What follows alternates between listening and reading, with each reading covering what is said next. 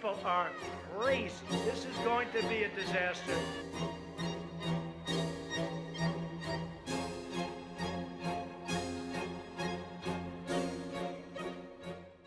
Honourable member for Carleton. Speaking of games, you've got to know when to hold them, know when to fold them, know when to walk away, and know when to swindle a naive prime minister of $20 to $200 million of other people's money. Because that's exactly what Gateway Casinos has just done. They can't get money from anyone. In fact, for 10 years, their owner tried to sell the company, but nobody would buy. Well, we have new job losses of 2,000 people in the energy sector out west, 500 out east, 1 million Canadians without paychecks since the pandemic. Why is he throwing away our money in this jackpot for casino insiders? The Right Honourable Prime Minister. Mr. Speaker, we recognize that Canadians across the country are hurting because of this pandemic. We created many different mechanisms to support them, whether it was the Canada Emergency Response Benefit, the wage subsidy, or the LEAF program, which is the large employers' enterprise funding. We've actually ensured that that money is delivered independently to organizations that qualify for it, and it is a long-term, it is a loan rather than any sort of grant of money. These are things that we've put to make sure that our economy comes roaring back. We will stay focused on the pandemic and on supporting Canadians through this pandemic.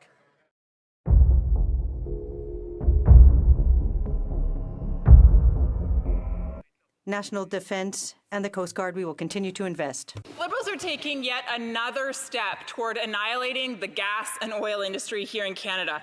The Prime Minister wants to designate plastic as a toxic substance. In the plastic manufacturing industry, currently there are 5,000 jobs in Alberta, 23,000 jobs in Quebec, and over 40,000 jobs in Ontario.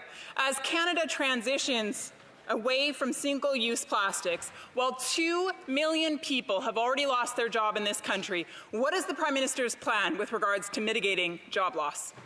Right Honourable Prime Minister. Mr. Speaker, Canadians know firsthand the impact of harmful plastics in our environment, and that's why we committed to moving forward in 2021 to ban harmful single-use plastics. That's what Canadians expect of this government. That's what we're going to do. Unfortunately, the Conservatives continue to play political games and don't think that it's important to protect the environment. We have made very clear that none of these bans on single-use plastics will affect any sort of medical supplies, which obviously are essential during this pandemic, and we will continue to have a thriving industrial response as we move forward on plastics. Honourable member for Lethbridge. While the Liberals play political games, jobs are being lost. Canadians are being impacted. They are having a hard time being able to pay their bills and take care of their families. We're talking about 2 million jobs that have already been lost in this country. Now we're talking about tens of thousands more jobs. My question is very simple. In the midst of an economic crisis, when will the Prime Minister put forward a plan to protect Canadian workers? Honourable Prime Minister.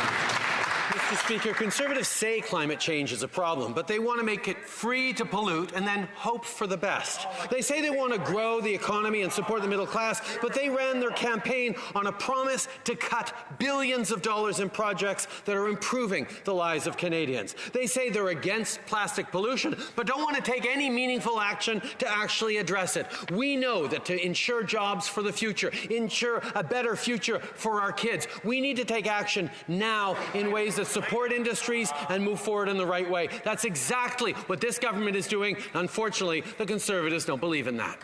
Honourable member for Wellington, Halton Hills.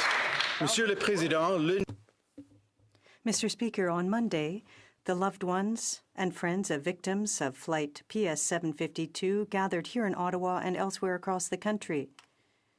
9 months have passed since the incident, and the victims' loved ones are calling for justice for the 55 Canadians and 30 permanent residents who lost their lives. Will the government listen to families and impose Magnitsky sanctions on those responsible? The Right Honourable Prime Minister.